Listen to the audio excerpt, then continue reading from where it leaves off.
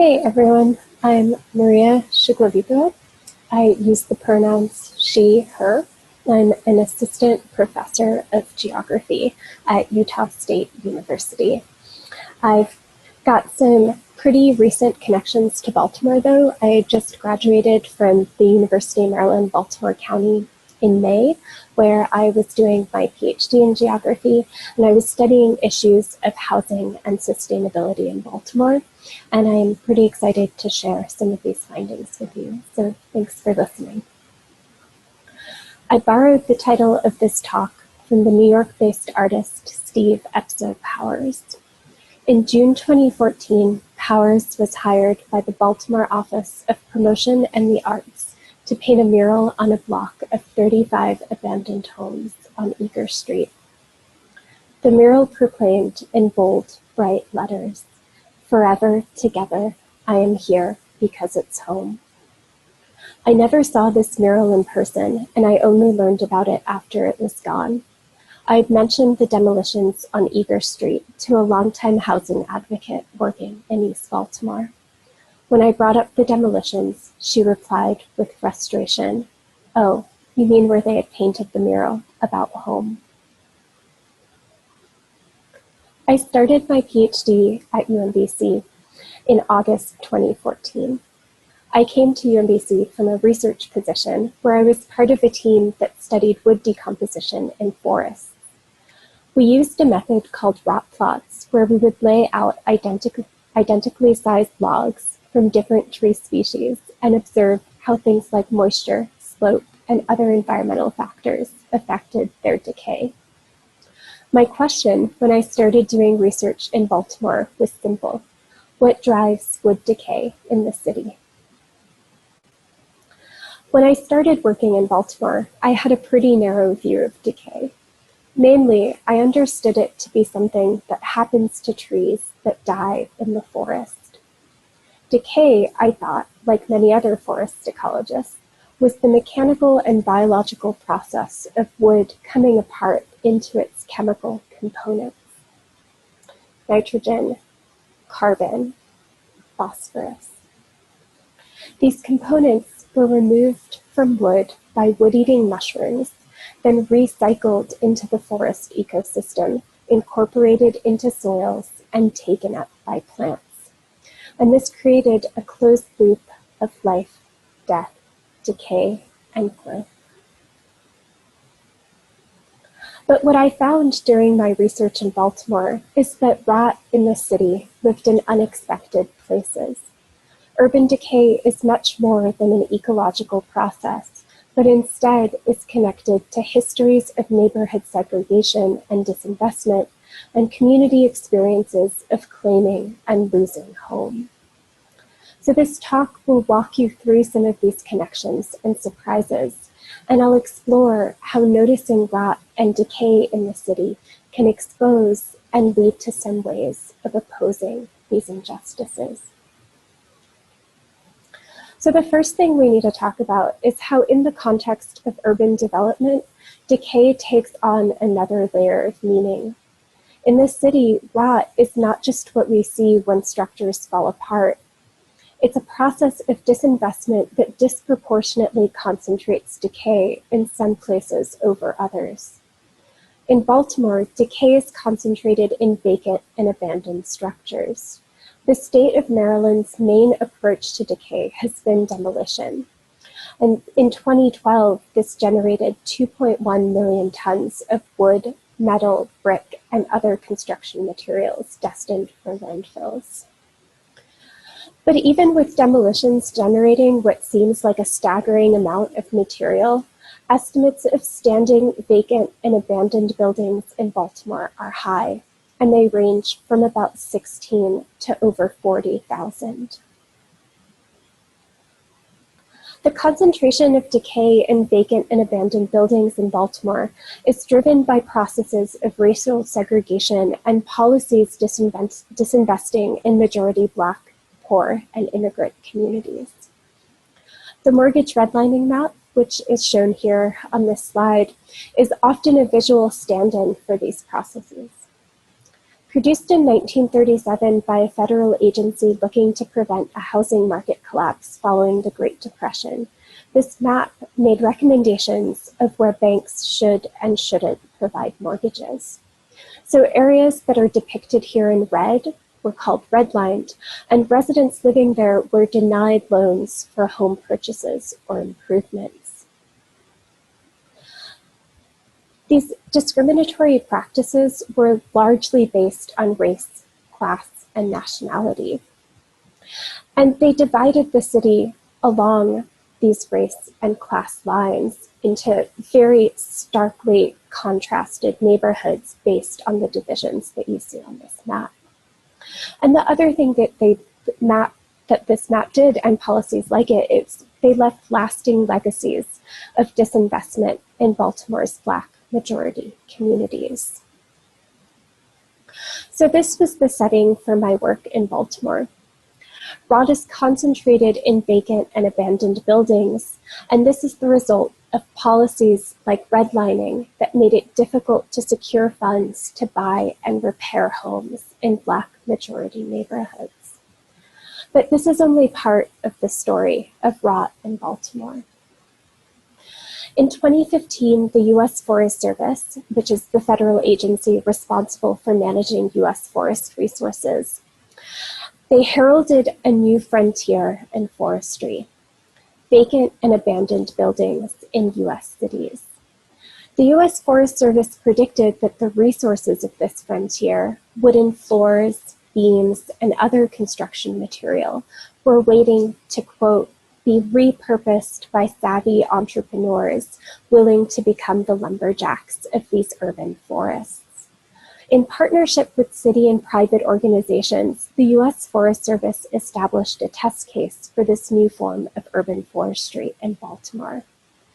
This program became the focus of my research on urban wood decay, and for me, connected the processes of rot in the city, not only with structures of disinvestment, but also with ideas of home. To formalize the management of the urban forest, the U.S. Forest Service is building what they have termed an urban wood and land restoration economy. A driver of this emerging economy is the position that wood from vacant houses is more valuable when disentangled from structures, and that the land on which vacant houses are situated is more valuable when those buildings are removed. The U.S. Forest Service and their partners are connecting and cornering markets for deconstructed wood, while ensuring that the wood is destined for what they consider to be its highest and best use. Evoking the cycling of nutrients in the forest through wood decay, the U.S. Forest Service proposes a circular economic vision where wood is salvaged from the waste stream, so shown here. And this waste stream, it includes both trees, street trees, and vacant houses. And so the vision of this economy, this circular economy, is that once wood is salvaged from the waste stream, it can be, quote, repurposed and resold locally, creating what they have called a closed loop system. Products built from harvested wood are sold by a furniture manufacturer through a line called Urban Wood Project Baltimore. Each piece in this line is named for the street where the house it was harvested from once stood. These connections to place increase the value of wood harvested from rotting buildings, but only when the materials are extracted from city streets and rearranged as furniture. So take the houses on McKean Avenue as an example. The average cash value of one of these vacant homes was estimated to be $1,545. The McKean media cabinet made from wood harvested from these houses is retailed at over $2,000. This perverse economic difference reveals a leak in the circular economy. Rather than remaining a closed-loop system, the homes on McKean are worth something, but only when their materials are removed from a neighborhood where disinvestment has concentrated decay, driven out community members, and driven down the value of homes. Melita Choice, which is a pseudonym, and I'm not using real names to protect the folks that I interviewed, but Miss Melita is a 77-year-old Black woman who has lived in East Baltimore for her whole life. Melita has a deep pride in her home and hope for her community. We sit in her living room as she points out renovations she's done to her home of almost 50 years. I had this whole house remodeled, and it was all my ideas, Melita brags. She goes on to say, I still believe that things will change, but she wonders, will it be in my time? I'm 77 years old. In September, I'll be 78 years old. My family is always telling me to move, but I don't want to move because this is mine. Melita has a deep sense of pride and ownership for her home, but to her, her home and its histories are meaningless without the people who remember them continuing to occupy East Baltimore.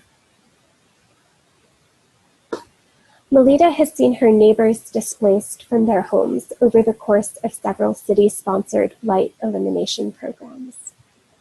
For Melita, the loss of homes is so embodied by her neighbors that she attributes this loss to their passing. And I want to read you this quote from our conversation so you can hear how Miss Melita talks about home. Where is the history for East Baltimore? You took the people's properties away from them, so they died. They grieved themselves to death. That's why they're all in the graveyard. That last house that was torn down, where they've now got a 7-Eleven and all that, that was the last house. The man grieved himself to death because he had been there so long. The man grieved himself to death because he never thought he would have to move. It was accessible because he had friends that he could go to at the market. That man grieved himself to death right on away from here. Decay is not a closed cycle. There are always leaks. For instance, in the forest, not all carbon released from decaying organic matter makes it back to plants. Some of it gets trapped in the soil. We have a visitor, I'm sorry. Okay. Other carbon might get released in the atmosphere.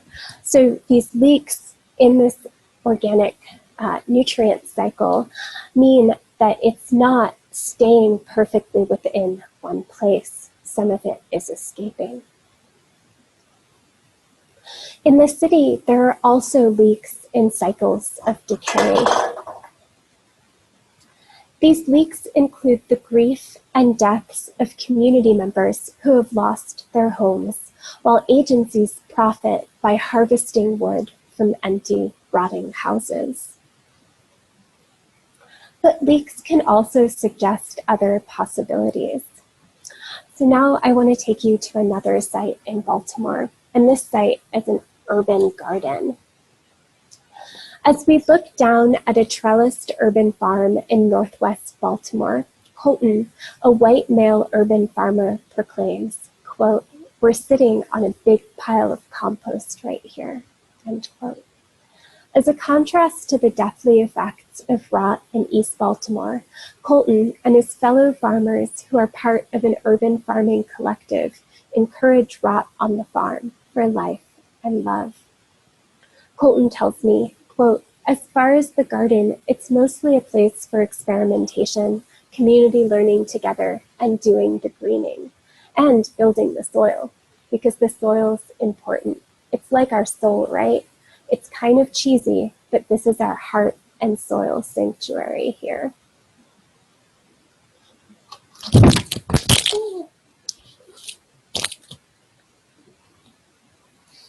Sorry, there's some technical difficulties with the cat,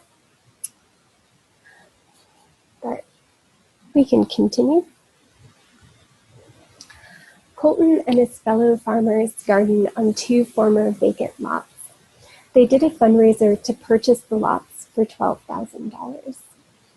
Now that the farm collective owns the land, Colton tells me, they can confidently plant a perennial or a tree.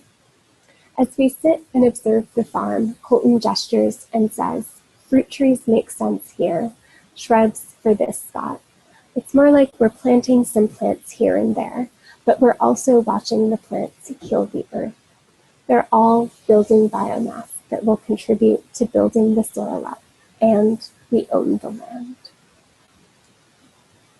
By growing plants in soil that has been built up from rotting organic matter, Colton proposes a counter possibility to displacement, a literal rooting in place. When I leave the farm collective, I notice a nearby mural stating, "Reclaim, Remain," as a contrast to extracting value from rot in neighborhoods where disinvestment has leaked death into bodies and homes.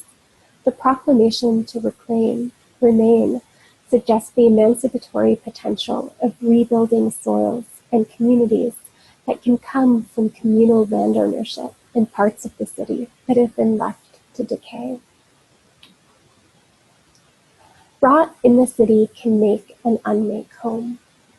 In communities where policies of disinvestment have concentrated decay, the grief of living with rot and the alienation of losing homes and community members can leave neighborhoods vulnerable to outside parties extracting and profiting from the materials in rotting homes. But rot can also be a source of making a new home, as farmers show by building soils to reclaim vacant lots and remain in their community. What rot tells us most of all is that home can be fragile and that making home can be a constant struggle to reclaim and remain. Sustainability policies often view development as linear. A community is either thriving or decaying. But this linear view often masks the everyday practices to flourish and thrive among, from, and despite rot. So I want to end this talk by considering how rot in the city can help us undo binary categories that classify communities as thriving or decaying. And to do this, I want to turn back to ideas of home and take maybe a couple of detours along the way. Nicole Seymour, in her book, Bad Environmentalism, writes about a community in the middle of rural Tennessee known as Idyll Dandy Arts. She describes entering the Dandy Arts compound in 2008 and being greeted by a hand-painted sign on the side of a barn reading, "Welcome, Homo." I want to contrast the declaration, "Welcome, Homo," with the mural that opened this talk, "I am here because it's home." While inviting homosexual people to make a welcoming home in a queer-friendly place, the sign, "Welcome, Homo," calls out how home can be unwelcoming to some people, particularly queer people. The proclamation, "I am here because it's home," suggests that in some cases, home might not be a choice. Home is just where you are. As a contrast, "Welcome, Homo" suggests how home can visibly be made and remade, starting with something simple like rewriting "Welcome Home" to something more welcoming, "Welcome, Homo." Mycologists have spent a long time grappling with the mysteries and discomfort of mushroom gender. In 1996, Erica Koth published a paper on fungal mating types, which is what mycologists call mushroom sexes. So this paper had the subtitle, "Sexes by the Thousands." And Dr. Koth explained in her introduction that the title of her paper was chosen in honor of Dr. J.R. Raffer, who once explained that the title of his 1966 book, Genetics of Sexuality in Higher Fungi, was a compromise. He would have preferred the title Sexes by the Thousands, but thought it was too racy for the 1960s. But Sexes by the Thousands is a perfectly accurate description for mushrooms, particularly when there are mushrooms like Schizophyllum commune, which have over 20,000 different mating types. The fluidity of mushroom gender and promiscuity of mushroom sex once led the science writer Jenny Liebman to proclaim that for fungi, there are so many genders, so little time. Queer scholars like Myra Haird have written about how sexual diversity among fungi can be a starting point for challenging the violence of the two-gender binary system that is so widely accepted and imposed on humans. What I want to suggest is that mushrooms don't only offer us queer perspectives on gender. When you think of rot as materials coming apart to be rearranged into something new, and whether that's wood coming apart into soils, or mushrooms transporting carbon to trees, or homes being rearranged as furniture, there are infinite possibilities in rot, and what happens to homes doesn't have to follow binary paths. Cycles of urban development rely on the loss of homes for some and the preservation of homes for others. These uneven cycles result in what urban geographers often call gentrification, or the displacement of long-term residents from their homes to make room for new development. In many U.S. cities, gentrification plays out along axes of difference, with displaced residents often being Black, brown, poor, queer, or occupying multiples of these identities. Rot in Baltimore is both part of cycles of gentrification, that's when homes are lost, specifically through the harvesting of wood. But also rot is part of ruptures in these cycles, with calls to reclaim and rename. Thinking with rot in the city tells us that things don't need to be linear, but can instead be messy, and we can find beauty and resilience in the mess. By exposing tensions between losing and making home, rot gives us a way forward that suggests how development might not rely on binary conceptions that classify communities as thriving or decaying, but might instead clear ideas of home. Queering home might mean questioning who home is welcoming to, and how homes are made unavailable to some people in cities. Thinking with rot reveals how making home is a process and can help question the pathways this process takes. Most importantly, this non-binary thinking can demand more just outcomes to bring about cities that are more welcoming, community-controlled, and promote thriving among rot rather than extracting decay. Thank you for listening.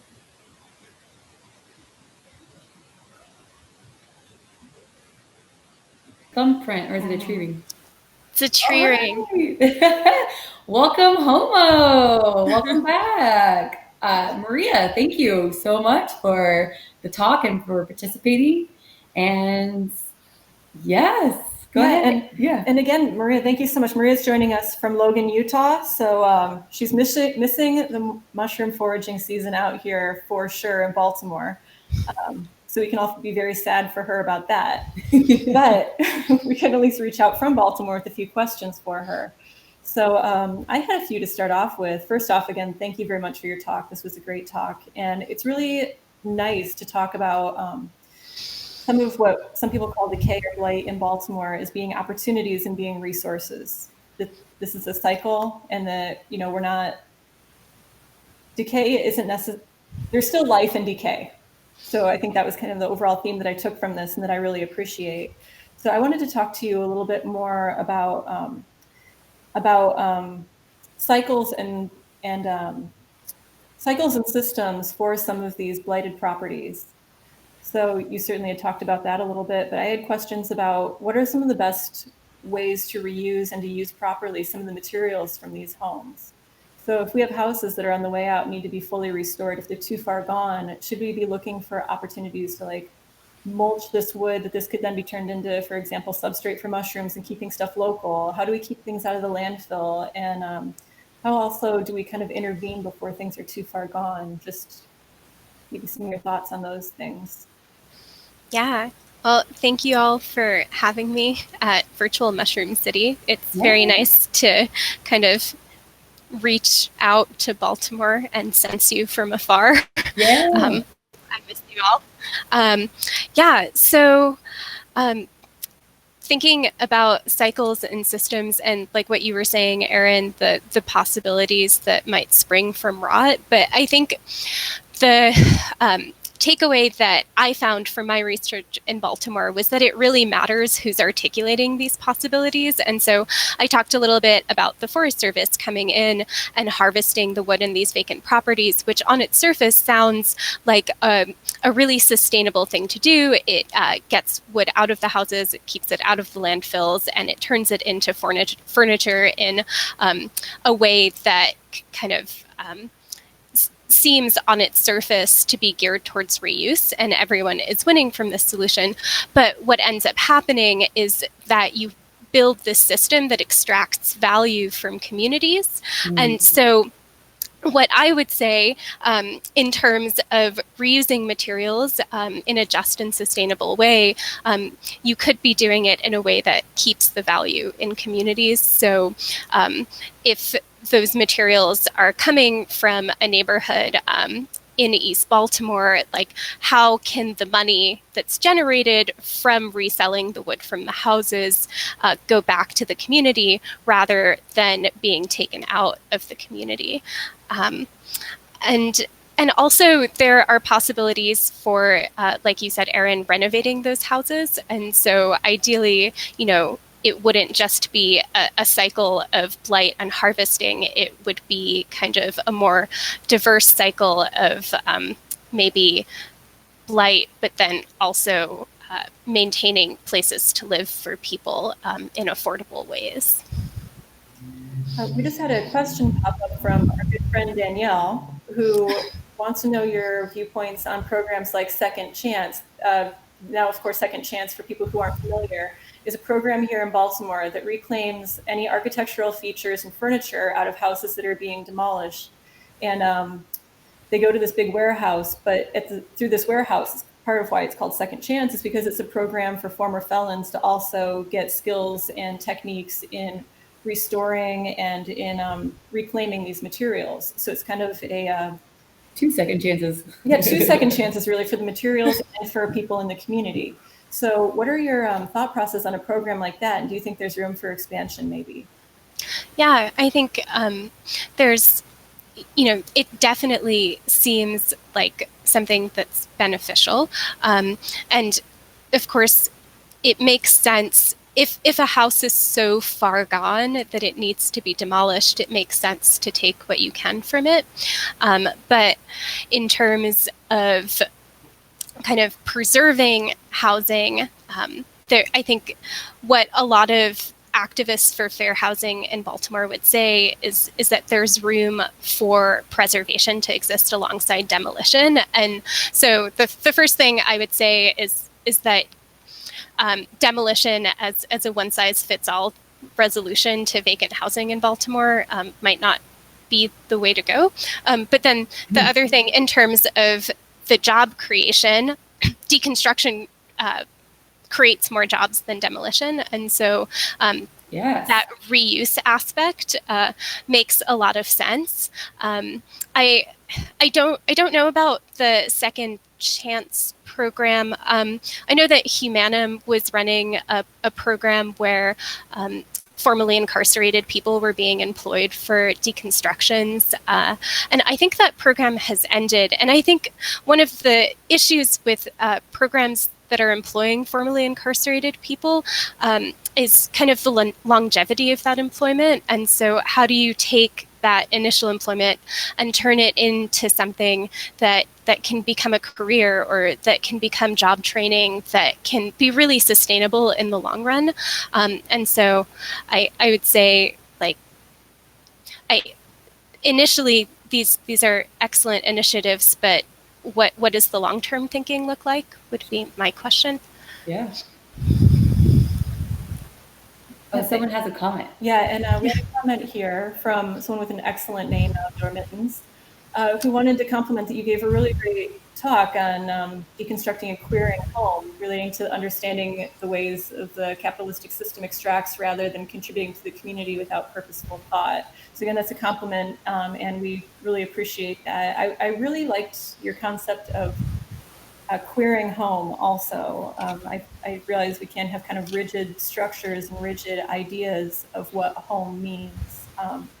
So you've mentioned the viewpoint of who's calling something home, and their viewpoint of space can be very different. How do you think that we make that understanding a little bit more broad, and how do you think that we kind of spread that message, that, especially in language, because language is so important now, and how we use language to describe the area when we're driving through it, or in news media, or in something? How do we basically take a kinder, more queer lens on home? Yeah, and this is sort of tangential to your question, and I promise I'll get back around to it, but the language of blight in urban areas comes from this history of trying to translate concepts from ecology into the city. And so blighted plants, diseased plants. And so when these words were imported into urban planning, they brought with them this stigma of disease and waste. And so these words are absolutely important, and like where they're coming from also matters, in the history of these words and what they bring with them.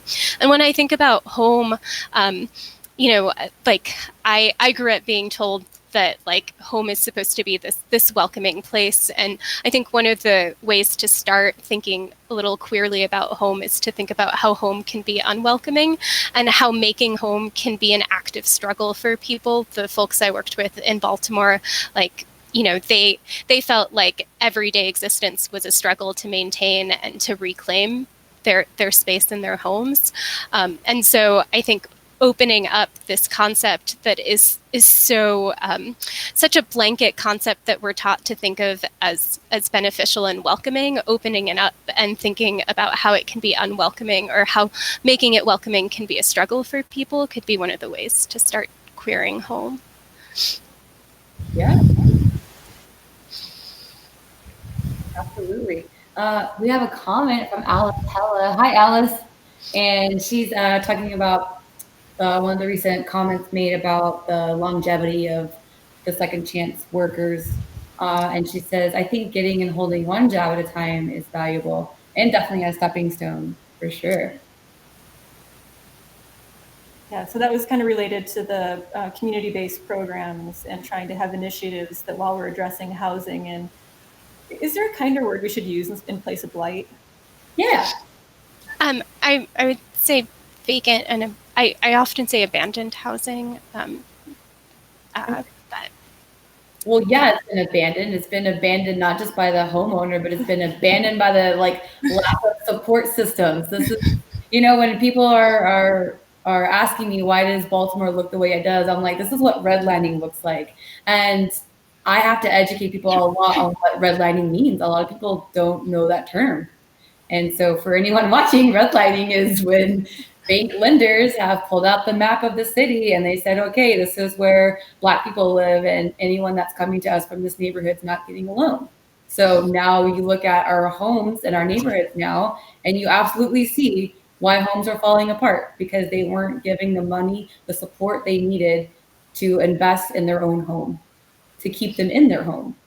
So kind of a related question is thinking about, while queering home, we're kind of also thinking about home as an ecosystem. Our home is an ecosystem of our neighbors, of our community, of the space around us, the mobility, and able to kind of transgress the space around us as well. So I was wondering what you feel about green spaces in some of these communities, and how green spaces should be and can be maintained to help kind of, I guess, change how you perceive a community, or how a community or neighborhood is perceived by people who maybe are passing through. Yeah. So, and I'm thinking about this comment of like an initial job and like the stepping stones. And like when I think about green spaces now, with that comment fresh in my mind, I would have initially wanted to talk about like the long-term needs of green spaces and like what it means to put a green space in a community and then expect a community to take care of it, or what that might look like.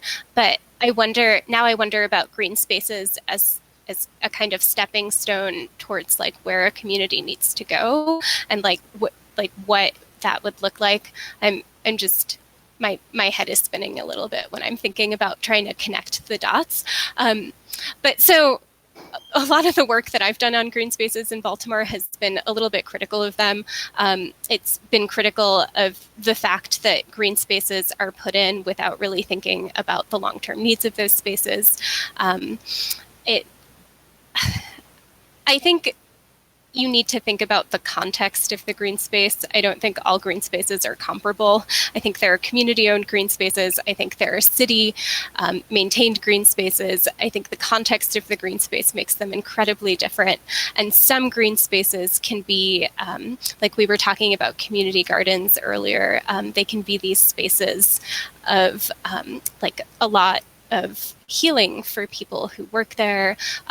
They can be a way of cultivating resilience and resistance. And those green spaces can be really transformative for communities. And then there are other times that green spaces can be put in with ways that don't necessarily incorporate a lot of community feedback. And, we've seen a lot of cases in other cities where these green spaces lead to processes of green gentrification, and there's this really deep sense of dread and feeling in communities that green spaces might be like the first wave of what they see when they know that they're going to lose their homes. Yeah. And so I think green spaces people can have really complicated relationships with them in cities. I've seen that. I remember an article in the City paper like years ago. I mean, God, rest in peace, City paper is no longer here in Baltimore. But one of the articles was talking about like a woman in the neighborhood who was like, no, I don't want any trees in my neighborhood. Like, that's the first sign of gentrification. Like, I need to be able to make sure my house is affordable and stays affordable. So no, don't plant this tree here. And I'm like, oh, wow. Like, I didn't even like think about it like that. And we've talked about it a lot with Robin, because we have actually done a soil remediation project with sunflowers, but it's doing really well and people are really liking it because we have done the engagement. So having that mentality and understanding that you've got to, if you're going to be in a community that you're not in, that you're getting them involved, that they've got the buy-in and they understand that this is something that is with them and not just like for them. Mm-hmm. Well, Mariya, you've touched on an awful lot of topics. I know this is mental gymnastics for you. Also, your mind is on your brand new professorship in Utah, so very congratulations to you on that. But we're going to have to part with you shortly. But before we do, I was hoping for a closing comment from you. If you had one recommendation or one thing that you could change in Baltimore, what do you think that you would prioritize, that you would hope to see get changed?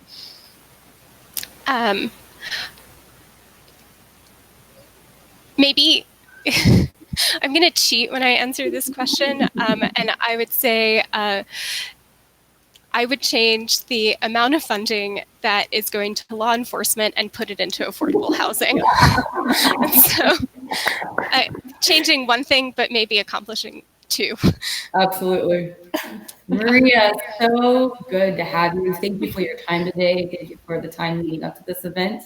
And I can't wait to see you in person, Utah or here.